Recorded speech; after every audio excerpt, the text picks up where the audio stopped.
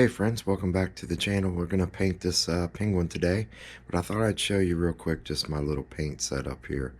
I was always trying to get bottles out of that little silver case right there. That's where I usually kept all my paints and everything, and got a little crazy. And now that I'm airbrushing fishing lures and stuff, I needed to get a little better setup. So I built that little rack. Zoom in just a little bit so you can see it.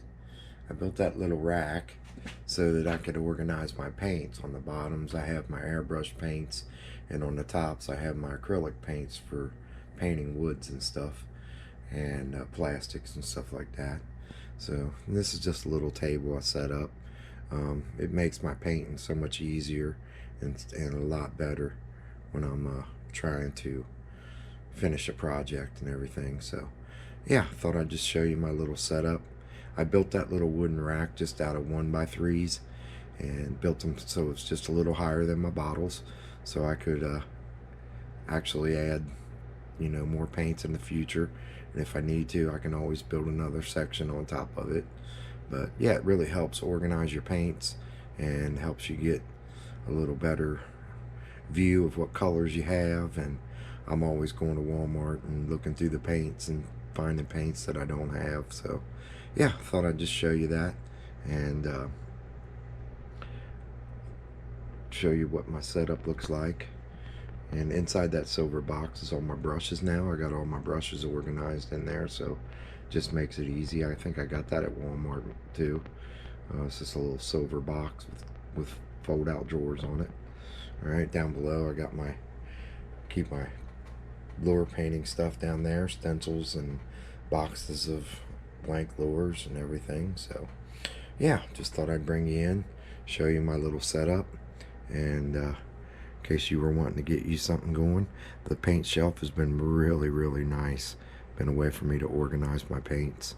And then I got a LED light hanging above, which really helps out, except for filming. For some reason I get banding when I try to film under this light, so I got to figure out something a little better. But yeah, there it is. That's my setup, and let's get started painting this penguin. Okay, so we're back at the painting booth, and I'm going to paint this dude. We're going to use Snow White, apple barrel Snow White.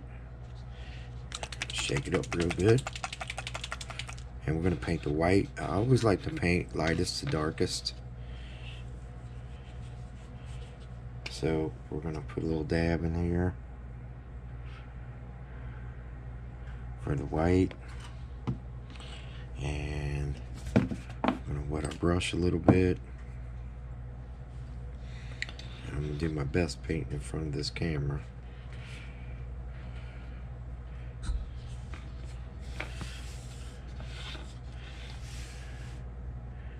Get a little white on there, and I'm going to paint right down inside that little area where we notched it out. And it's okay if I get a little bit on the black, because the black's going to get covered, or the black will cover it, I should say.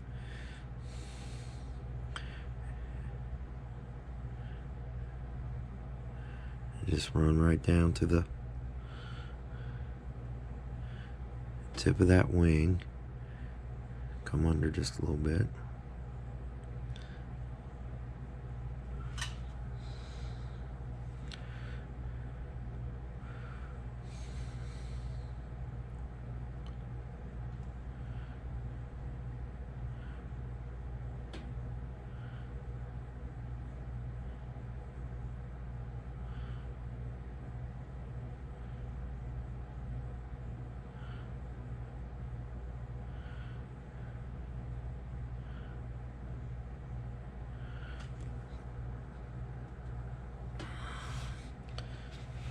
Try to keep it in front of the camera for you. Hope everybody likes my new camera angles that I'm using. I'm really happy with it. I'm just getting comfortable trying to work in front of it, but it gives me a little better, got a little better tripod, and gives me a little better view because I'll be honest with you, a lot of times I carve up close because I have good eyesight for far away with my contacts in, but I have to wear readers because with my contacts only I can barely see. Everything's blurry up close. So there's that fine line in between my distance viewing and then my up close viewing. Now, sometimes if I carve, I'll take my contacts out and I can see great, I can see better. Painting's always an issue for me because of my sight.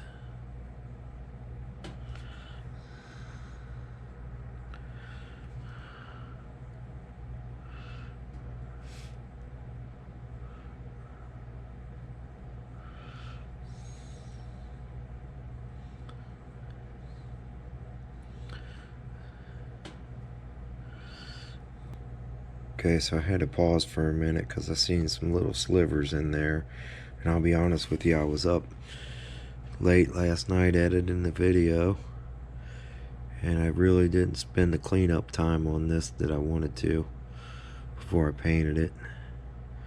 But it's always when you paint, when you start painting is when you see all that stuff, and it was bugging me, so I had to fix it. But the one thing that I wanted everybody to do is put down in the comments what you think you could have done or would have done different to the penguin. I was thinking afterwards, I thought it would be cool if we give him a tie, either a bow tie or a long tie. So that's just one of the ways you can add to these little carvings to make them fun. With these 1 point or 1 by 1 by 3s, you know, you can, man, there's so many different things you can do. I could probably do better on the feet, maybe spend a little more time on the feet, but that's where your creativity comes in. You know, you just do what you think. A lot of times things come to me after I'm done carving. I think, man, I should have done this or I should have done that. Wondering if any of you guys that carve all the time, do you get those same thoughts? But at some point you just got to call it done. Like I said, I spend a lot of cleanup time on, especially on my cowboys, and I've probably got 5 cowboys over there still that I haven't painted, just because I pick them up and I start messing around with them.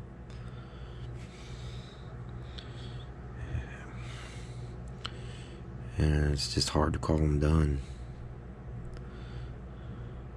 Try to get that paint back up under that wing a little bit.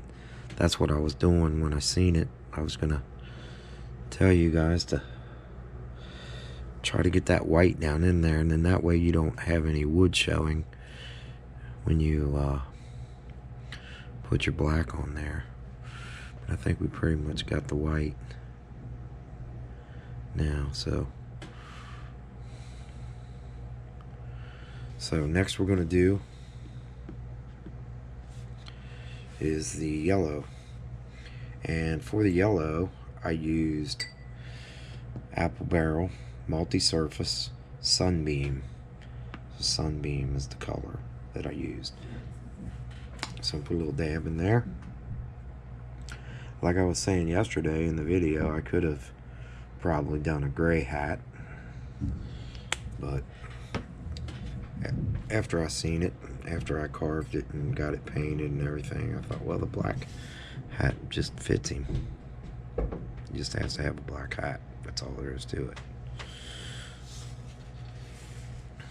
Okay, so we put the Sunbeam on the feet, which is another thing I think by doing it in black really made the nose pop out in the yellow.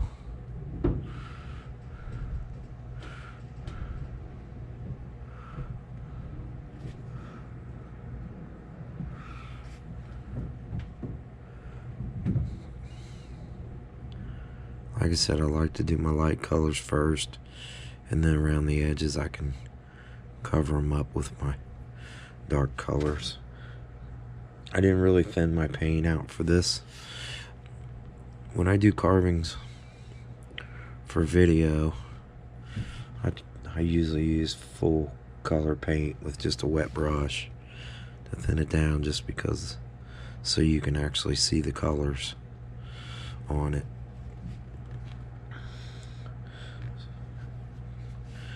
But you can do the paint wash if you like that. The paint stain.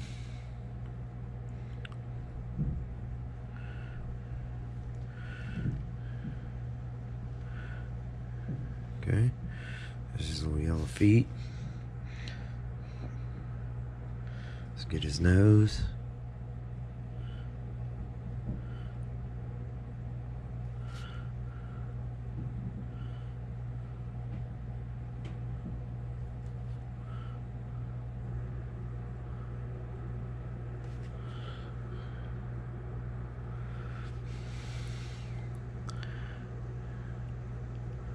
Hope you guys liked the outdoor video. I really enjoyed carving out there. I just love to carve out there. And the video, I think, turned out really good as far as clarity and brightness. I have LED lights down here. I try to get it as bright as I can. But when you work in your studio 14, 16 hours a day, all that bright light definitely pops you up a little bit. Alright, see one little burr right there I don't like.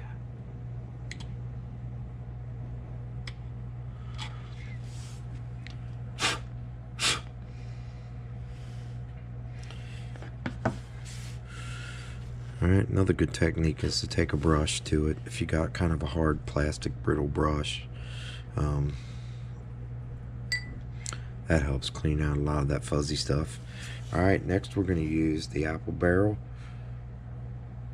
This is called Outdoor Gloss Indoor. I didn't know it was gloss, but always shake your paints up really good. One thing that will help is, I don't know if you can hear it, but I put a couple BBs, little BBs from like a BB pellet type gun. And be careful what I say. But I put a few BBs down in there, and that always helps. Gives it something to shake that paint off the bottom. So there's a little fun fact for you. It's not penguin related. Oh, sorry. So I hope you liked the fun facts video. I thought it was fun coming up with the facts. And I'll do that occasionally if everybody kind of liked it.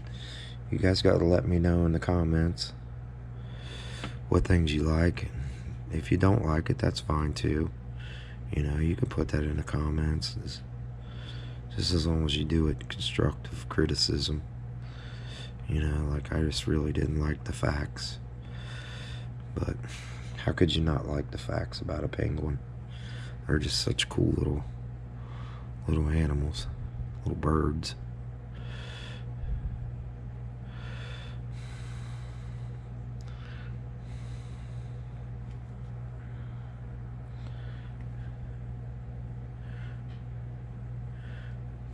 We'll maybe visit another penguin here. That's later at some point, maybe a little different with the face and everything. I think learning how to carve faces is probably the hardest thing for a lot of people getting started in carving. But as you notice, like most of the ones I do for my videos for beginners, it doesn't have faces. It's just the nose, because people really like that stuff too, and especially if you're doing carvings to sell. They like those little nose sticking out of the hat type guys.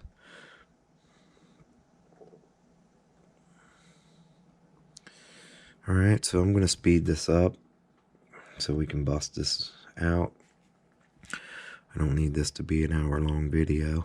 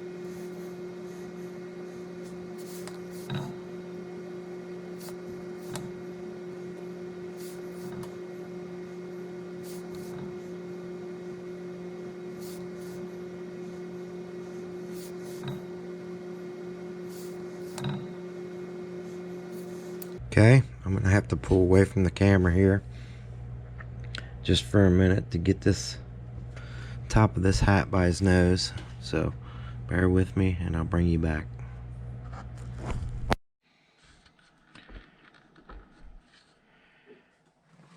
Okay friends, we're back with the wrap up of this video. Now I did have to go off the camera a little bit here to touch up some of these little tight spots, but there it is, Mr. Penguin. Two little guys, One's a little skinnier than the other, and one's got a little longer nose. So yeah, it was a fun little carve. Hope you guys enjoyed it, and carve you up a bunch of them and give them to your friends, kids, and they will love them for sure. All right, and also share with them some of those facts about the penguin. Yeah. All right, so thanks again for watching. Please subscribe, hit that share the video if you would, and hit that like button and sign up for the notifications. We'll see you on the next carve.